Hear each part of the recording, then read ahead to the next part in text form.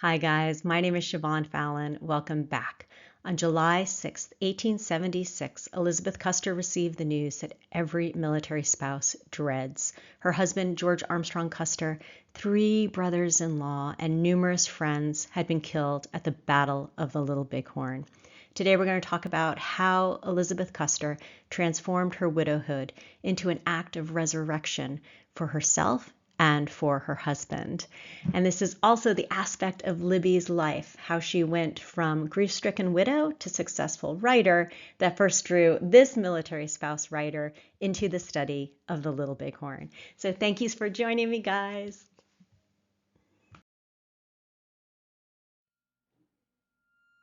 On the morning of July 6, 1876, 2nd Lieutenant Charles Gurley of the 6th Infantry and Captain William McCaskey of the 20th Infantry received word of the Little Bighorn disaster and were given the task of breaking the news to the spouses, suddenly widows, at Fort Abraham Lincoln.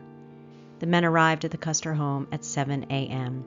They asked the maid to send for Elizabeth, or Libbie, as well as Maggie Calhoun, Custer's 24-year-old sister who is married to Lieutenant James Calhoun. Wrote Gurley, I heard the opening of the door of Mrs. Custer's room. She had been awakened by the footsteps in the hall. She called my name and asked me the cause of my early visit. I made no reply, but followed Captain McCaskey and Dr. Middleton into the parlor. We were almost immediately followed by the ladies of the Custer household, and there we told them their first intimation of the awful result of the Battle of the Little Bighorn. Imagine the grief of those stricken women, their sobs, their flood of tears, the grief that knew no consolation. And here's another account by Margaret Merrington. Captain McCaskey could never forget how Mrs. Calhoun had run after him, her brothers, Armstrong, Tom, Boston, her nephew, Autry Reed, her husband, Jimmy. Is there no message for me? She asked. Message? They had all died fighting. Elizabeth Custer sent for a wrap. The day was torrid, but she was shivering. There were other wives in officer quarters, and many with children in Laundress's Row, who must be told, and she would stand by at the sad telling. McCaskey would later say, it was the hardest duty I have ever had to perform in the service. The news spread quickly across the country. More than 260 men of the 7th Cavalry had been killed. Libbie's cousin and one of her closest friends, Rebecca Richmond, wrote her on July 11, 1876, trying to console her with this description of Custer. His death was like himself, rare, brilliant, startling, heroic. Libbie, how much rather would you be the early widow of such a man than the lifelong wife of many another? Your life with Armstrong has been intense, concentrated, 3 or 4 or a dozen ordinary lives in one, and those you can live over and over again quietly, thoughtfully, and I will say pleasurably, for his is a spirit which will always be near you. So Libbie, your heart's desire in one respect was accomplished. His literary reputation was made, his military record unrivaled. The mantle of your heroic husband has fallen upon your shoulders. Wear it, Libbie, for his sake. On July 7th, the New York Herald reported that Libbie's health, quote, continued to be alarming. During divine service at her house yesterday, she fainted and remained in a swoon for nearly an hour. Colonel Nelson Miles, who left Fort Leavenworth and was sent with 5 companies of the 5th Infantry to the Yellowstone to join the remainder of the Centennial Campaign, stopped briefly at Fort Lincoln. He wrote to his wife Mary on July 23, 1876. I sent a polite note up to Mrs. Custer and received an answer that I should see her. She seemed very glad to see me. You can have no idea of the gloom that overhangs this post with 27 widows. I never saw anything like it. Mrs. Custer is not strong, and I would not be surprised if she did not improve. She seems so depressed and in such despair. What makes it most unfortunate, she has scarcely any relatives of her own. Miles was right to worry about her. Libbie later revealed to her friend Margaret Merrington, "How I longed to die, but I knew I had to live my allotted term, live for Autie's memory, for the life he was not permitted to live out to its full." On July 27th, Libbie spoke to a young civilian man who worked at Fort Lincoln, telling him, "I have lost all. I have nothing more to suffer." Just 3 days later, on July 30th, Libbie left Fort Abraham Lincoln. David Reed, the father of young Auntie Kuster, who fell at the Little Bighorn with his 3 uncles, came out to Fort Lincoln from Monroe, Michigan, to accompany the grieving widows back east.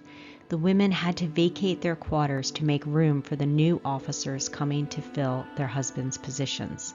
On top of everything else, Libbie had to leave the very home George Custer had designed.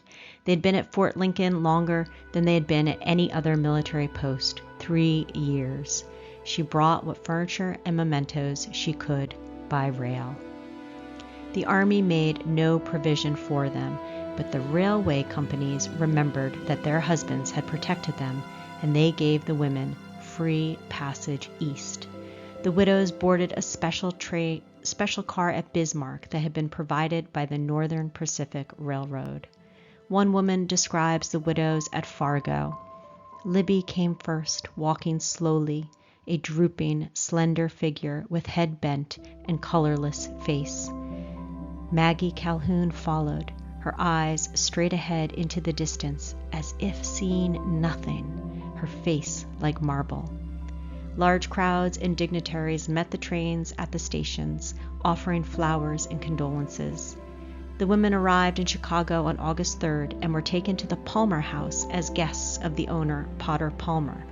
You guys might remember that the Palmer House is where the Reno Court of Inquiry was held 2.5 years later, in January 1879. But on August 4th, 1876, Libbie, with her sister-in-law, Maggie Custer Calhoun, her niece, Emma Reed, and her friend, Annie Yates, with Annie's 3 small children, arrived in Monroe, Michigan. Her school principal and the reverend who had married her and Kuster in 1864, Erasmus Boyd, was among those waiting. Libbie collapsed into his arms with a shriek of anguish. Local reporters were told that she could not give any interviews at this time, as she was greatly prostrated.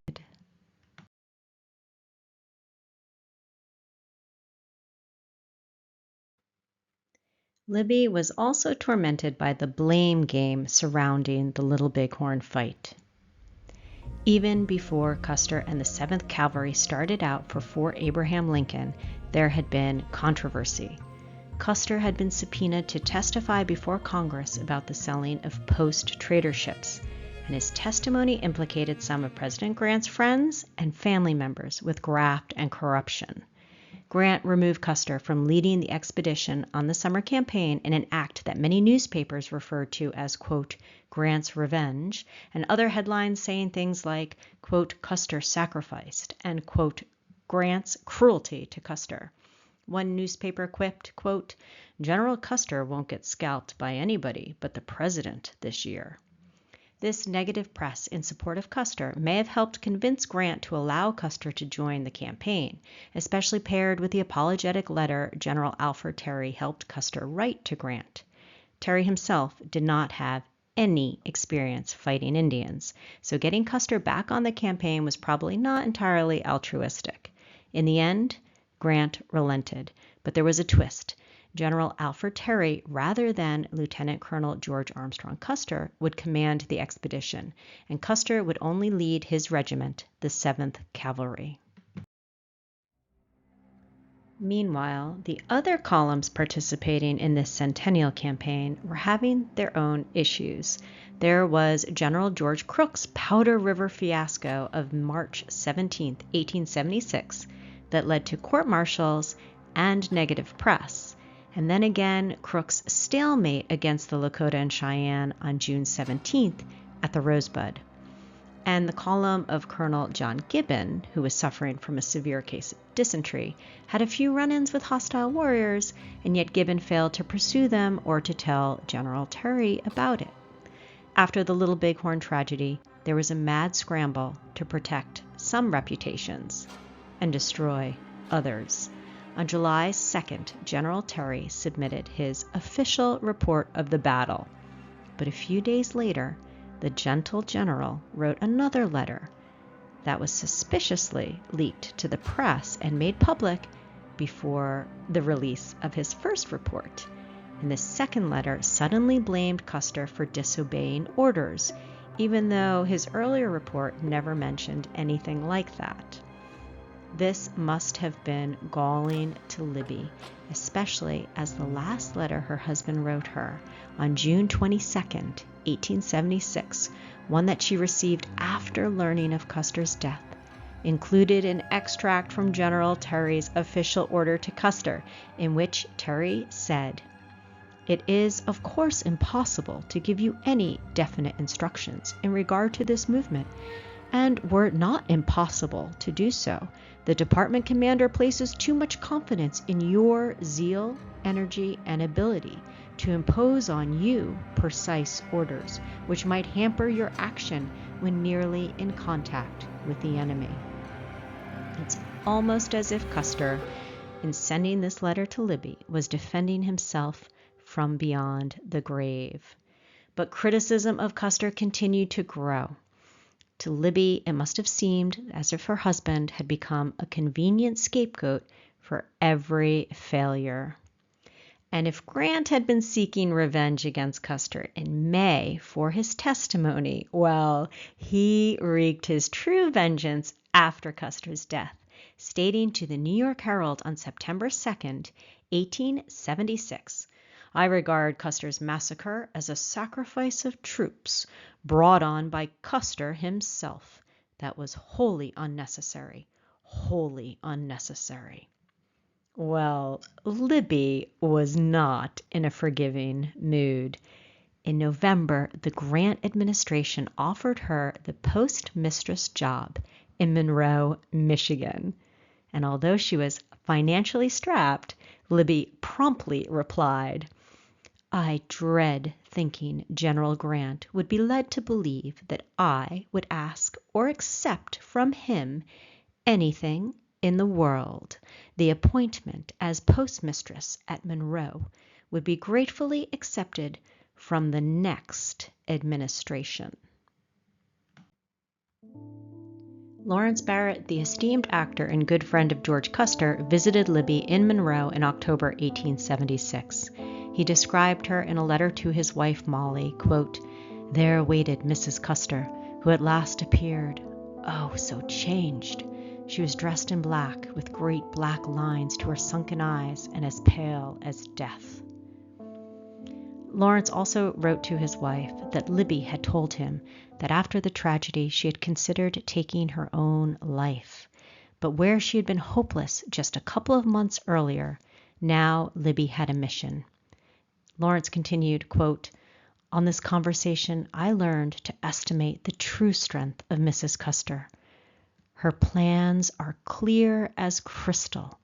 She will aid his biographer in showing to the world that her dear husband was sacrificed. And she will see, too, what further usefulness her life can be devoted."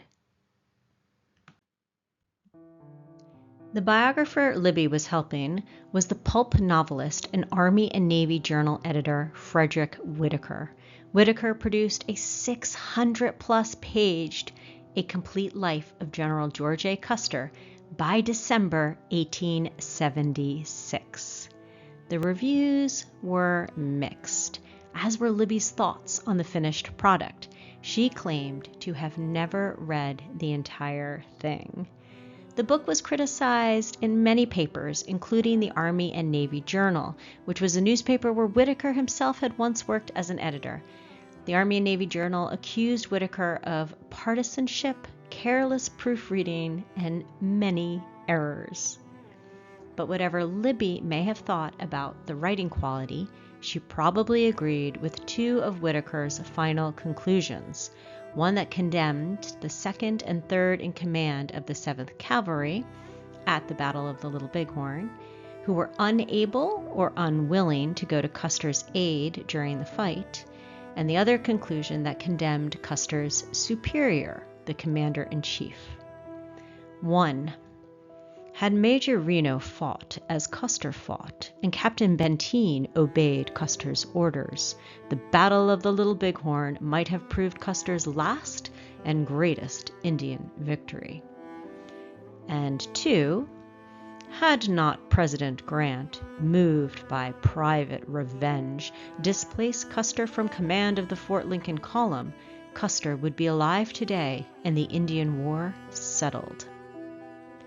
It was Whitaker's book and his public arguments with Major Marcus Reno in the newspapers that eventually pushed Reno into requesting a military court of inquiry, something Libbie and Whitaker had been hoping for. Whitaker had written a letter to Libbie about this in November 1877, saying, quote, "If Grant had ordered a court of inquiry, it would have been a farce."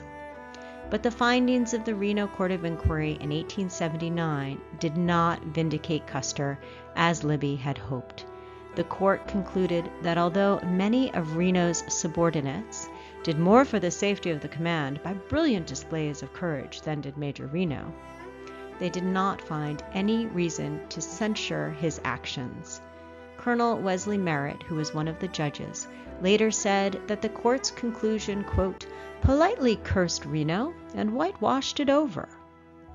This was, of course, a great disappointment to Libbie.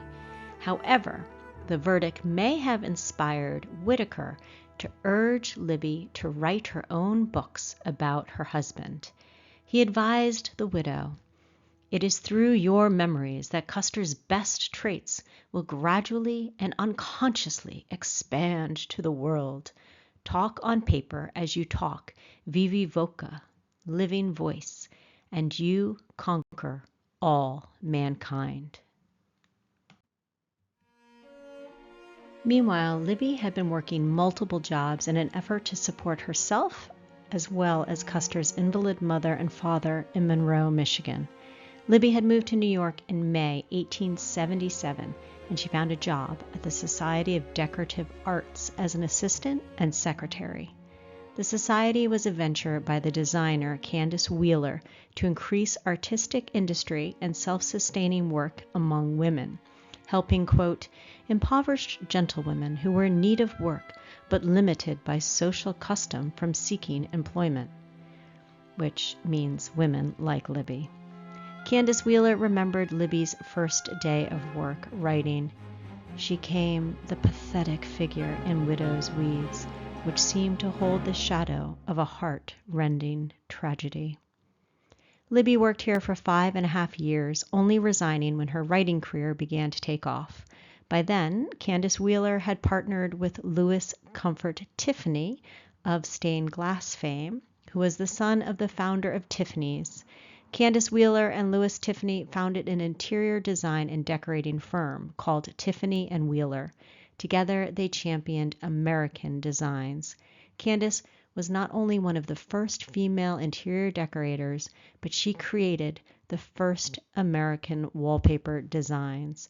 Their firm helped redecorate the White House after a fire, as well as furnish the home of Samuel Clemens, known by his author name of Mark Twain.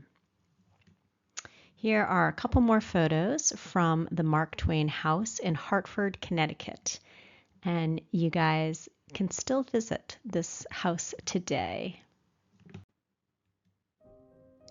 Though they no longer worked at the society together, Candace and Libbie's friendship did not end.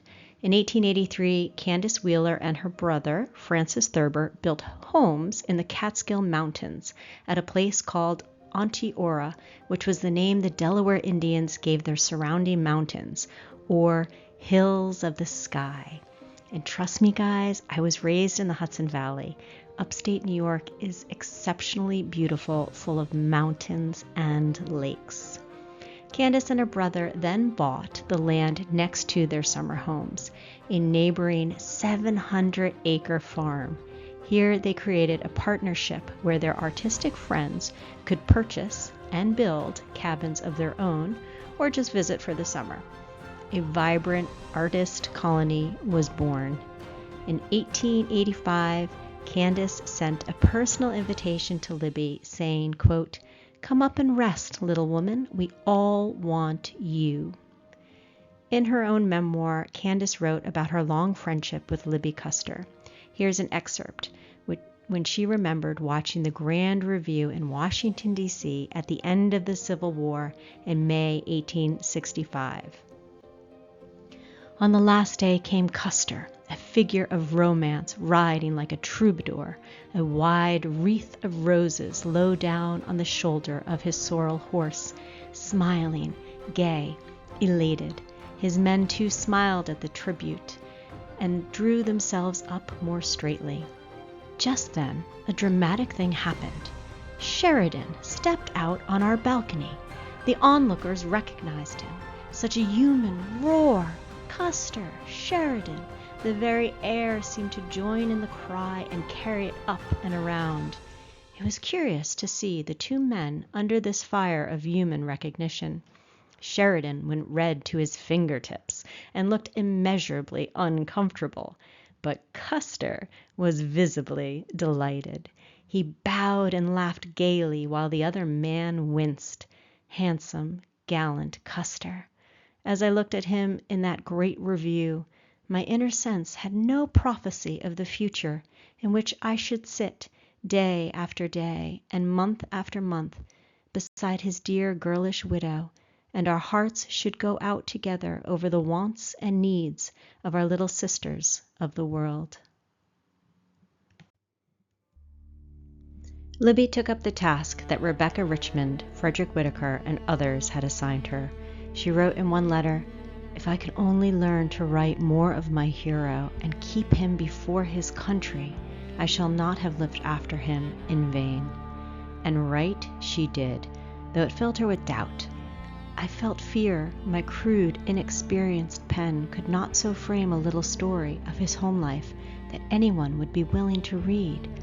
But when the positive reviews of her first book, Boots and Saddles, rolled in, she was jubilant, writing her friend Herbert Sweat on May 19, 1885.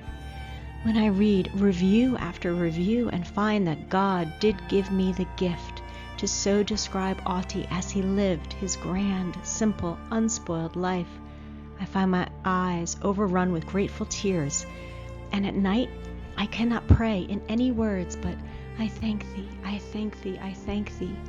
For the first time in these long, sorrowing 9 years, I feel reconciled to my life. I begin to see his hand in all, for I have so often wondered why I was left. Mr. Sweat need never spur me on to take up my life as I should, believing that I can keep Otti fresh in the hearts of my countrymen after this. How often he has tried to incite me, how slow I was to obey, how sorely I have taxed his patience. God willing, I will do more with Otti's name dead than many of his contemporaries do with theirs living." Libbie's book reviews proved more positive than the reviews Frederick Whitaker's biography on Custer received. One reviewer wrote, "There is no affectation in striving for elegant words, no exaggeration which, when discovered, would make one doubt the truthfulness of the whole, but descriptions are vivid and thoughts are expressed clearly." Another said, "What gives particular interest to these reminiscences is the personality of the popular hero, who is the center of all that goes on. Here he is seen frank, brave, and humane, quick-witted, and self-controlled. He was born and trained to his career." Perhaps General Sherman was prophetic when he once said, "Custer, you write so well people think your wife does it, and you don't get the credit." Custer had replied, "Well, General, then I ought to get the credit for my selection of a wife." And credit is due both spouses. Libbie wrote, "I took up my pen to pay small tribute to my loved one. and her stories about her husband influenced generations. It was during one of Libbie's stays at Onteora that she met Samuel Clemens, more widely known by his writing name of Mark Twain. Libbie described Mrs. Olivia Clemens as having, quote, a pervading air of refinement and delicate breeding, whose happy eyes dance as merrily as anyone's over the quaint speech and irresistible stories of her husband. This may have been when Samuel Clemens convinced Libbie to allow his publishing firm, Webster & Company, which was a subscription house rather than a traditional publishing house, to publish Libbie's second book, Tenting on the Plains. Webster's had started in 1884. Its first two American publications, Adventures of Huckleberry Finn and the Personal Memoirs of Ulysses S. Grant, were incredibly successful. The financially strapped Grant had written his memoirs while he was dying, finishing on his deathbed, and they paid off, literally. Clemens was able to give Grant's wife, Julia Dent Grant, a royalty check of $450,000, which is the equivalent of $11 million. But the Webster books that followed had various degrees of success, including McClellan's Own Story by Custer's Civil War mentor, George B. McClellan, Reminiscences of Winfield Scott Hancock by Hancock's wife, Elmira Russell Hancock, Personal Memoirs of P. H. Sheridan, General, United States Army by Phil Sheridan, and Memoirs of General W. T. Sherman by William Sherman. Unfortunately, Libbie's Tenting on the Plains was not the success she had hoped for. Webster's was doing so poorly and so deeply in debt at that point that Clemens was forced to close the business and formally declare bankruptcy on April 18, 1894. Though Clemens tried to convince Libbie to give him another shot at publishing her third book, she refused, and it was the publisher that had published her first book, Boots and Saddles, Harper's and Brothers, that published her third and final memoir about life on the frontier with her husband, Following the Guidon. In December of 1887, right after Tenting on the Plains was released and just in time for Christmas sales, Elizabeth Kuster was visiting Saranac, New York. One night at a dinner party, she was seated across from the author Robert Louis Stevenson. Stevenson's first published book and first financial and critical success was Treasure Island, which had originally been printed in serial form and then as a book in 1883. Then Stevenson's Dr. Jekyll and Mr. Hyde came out in 1886. Though he had been plagued with respiratory illnesses his entire life, he was a prolific writer. Saranac Lake's cold and dry climate made it a popular destination for individuals like Stevenson suffering from tuberculosis or White Death. Libbie and Stevenson talked writing. Their conversation was overheard by a friend of Stevenson's, who ended up putting it in his book about the famous writer, The Penny Piper of Saranac. Libbie seemed quite confident, and she displayed that she was well-read and had a critical eye for fiction, and she clearly inspired Stevenson. Here is a snippet of that conversation, guys. Now, why is it, Mr. Stevenson, that you never put a real woman in your stories? Madame, I have little knowledge of Greek. But you have some knowledge of women, surely. Why, you've been married man these 7 years. With the result, Mrs. Custer, that I have forgotten all the Greek I ever knew. But the public expects it of you, and the feminine portion demands it. Come, when are we to be introduced to the Stevenson woman in fiction? Mrs. Custer, I promise you there shall be a woman in my next book. Critics say that Stevenson's women characters actually did become more complex and nuanced with each book he wrote, maybe thanks to Libbie Custer.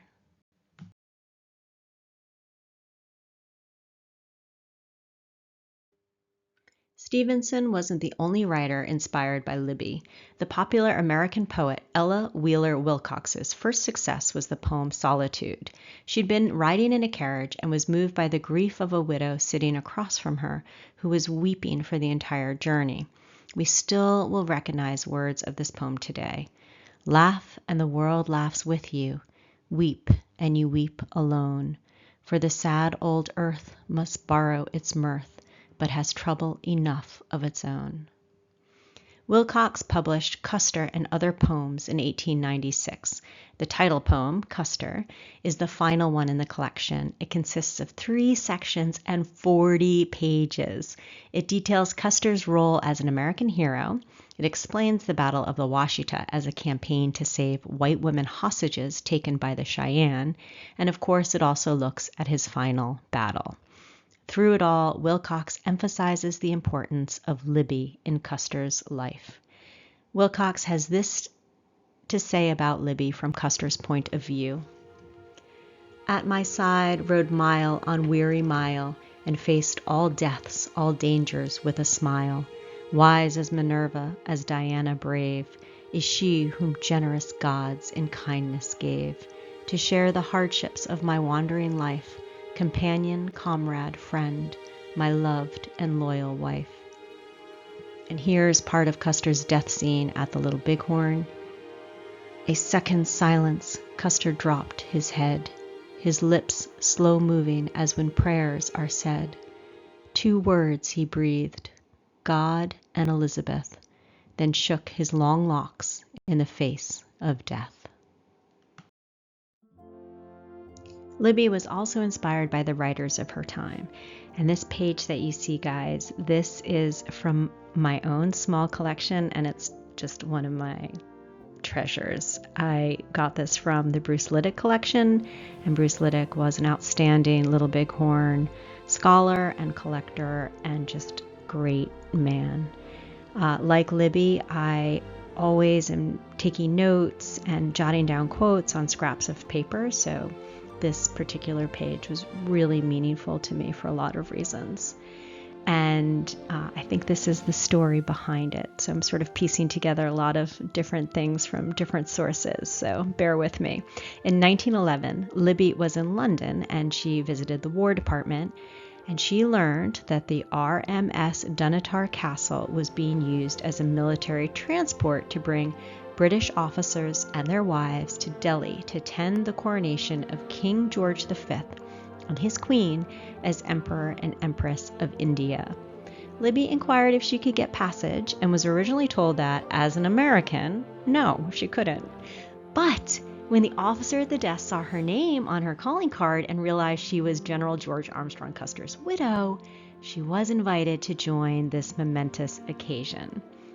So it seems to me from this page here that on this trip, Libbie was reading the novel The Great Amulet by the British author Maud Diver, and she was jotting down notes from it on this piece of paper, this RMS Dunatar stationery. The author Maud Diver was married herself to a British officer, and her best-selling novels were often about Indians, but not the Indians that Libbie sometimes wrote about from the American West. And Diver sort of tackled themes about how to reconcile the conflicts of British India and East and West. Okay, here is the page again. The first part reads, "The vast, featureless plains, empty as a widow's heart." And below that is the epigram for Diver's novel, and it's a quote from, you got it, Robert Louis Stevenson. So whatever their dinner conversation may have been, Libbie certainly admired his work. Love is the great amulet that makes this world a garden, and hope that comes to all outwears the accident of life and reaches with tremulous hands beyond the grave and death. So it's just so incredible. What drew me to this piece of paper, besides it belonging to Bruce and just being Libbie's writing, is that it shows how Libbie, 35 years after his death, after Custer's death, if she indeed wrote this when she went to rode this ship, the Dunatar, then she was still pining away for her husband, pining for George Custer. So it's just an incredible tribute and insight into her mind after all these years have passed since the Little Bighorn tragedy. And then, since I'm on this topic, here's another note from my collection. And once more, Libbie jotted down a passage from a book, and the book was Common Law by Chambers. And what she quotes is this part of the book where the protagonist is wandering around missing the love of his life, this woman, and he sees her everywhere he goes, and he can't stop thinking about her. And you can see here that Libbie was at Onteora when she wrote down this note and read this book. So again, I think it's pretty cool. Let's do a quick visit back to Onteora. For a widow who never remarried and dedicated her life to her husband's memory, Onteora seemed to have offered Libbie the closest thing to happiness.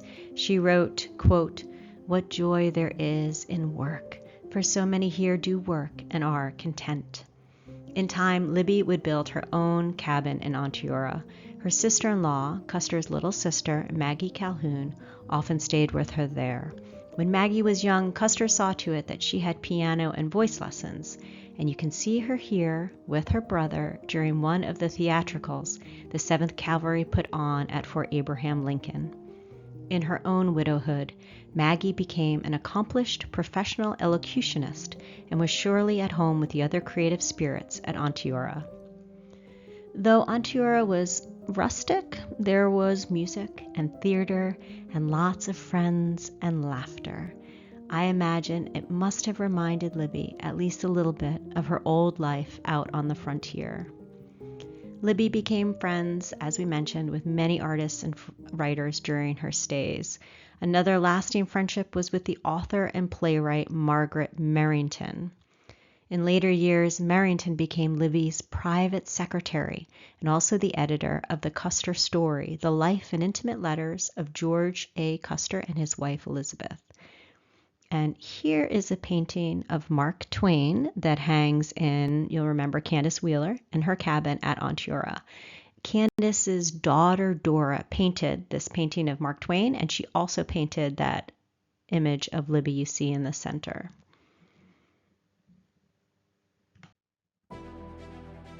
Military friends and writers were also impressed with Libbie's writing.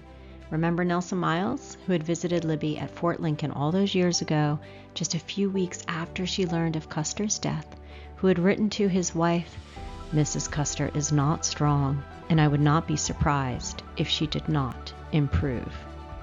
Well, after he became general and the commander of the army, he wrote of Libbie in his 1896 memoir that she was a, quote, "faithful historian of her husband's life and stirring deeds, and she would herself attain marked distinction in the field of literature."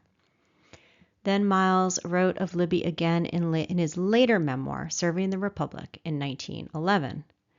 Quote, "Custer left one earnest, noble champion, who with gentle voice and graphic pen has for more than 30 years been his constant defender." And the Indian fighter turned author Charles King, who had served under General Crook on the frontier, wrote Libbie on July 1st, 1888, that he received tenting on the plains, and "I knocked off all work until I had read it through, and was cross as a bear if anyone came into my den. Even more than boots and saddles will, it tells people what a life our army women led in those frontier days you knew so well. Mrs. Merritt wrote me from Leavenworth that she too had read and read because she could not lay it down." Charles King was so impressed with Libbie that he dedicated this book to her in 1893, A Soldier's Secret. To Elizabeth Bacon Custer, whose devotion as wife, whose desolation as widow, and whose bravery and patience through long years in the shadow have touched all our hearts. While Libbie's efforts to paint a rosy picture of her husband are sometimes called into question today, her 3 memoirs have never gone out of print. This woman who took on a new profession when everything in her life was in shambles produced work which still remains a clear and evocative snapshot of military lives on the frontier, as well as a powerful and lasting love story. Candace Wheeler wrote about her friends in Onteora, quote, "We decorate our lives with happiness, make our homes, and search out peace." While Libbie said the best of her life had gone out of it when Kuster died, we can only hope her monuments to her husband, constructed out of humble ink and paper, brought her some measure of peace. Libbie spent 57 years as a widow, dying just shy of her 91st birthday in 1933. She is buried next to her beloved at the West Point Cemetery in New York. As we mentioned earlier, Libbie wrote in 1896, quote, "If I can only learn to write more of my hero and keep him before his country, I shall not have lived after him in vain."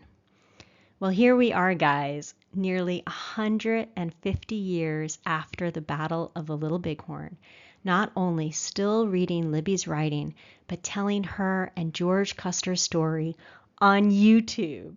I think it's a fair assessment that she absolutely did not live after her husband in vain. Well, guys, thanks so much for joining me. Please watch another video, leave me a comment, like, subscribe. Stay tuned. Another one's coming up soon. And I want to thank my friend Dale Cosman for helping me out with this, as always. All right, guys, credits to follow. Hope to see you again. Bye.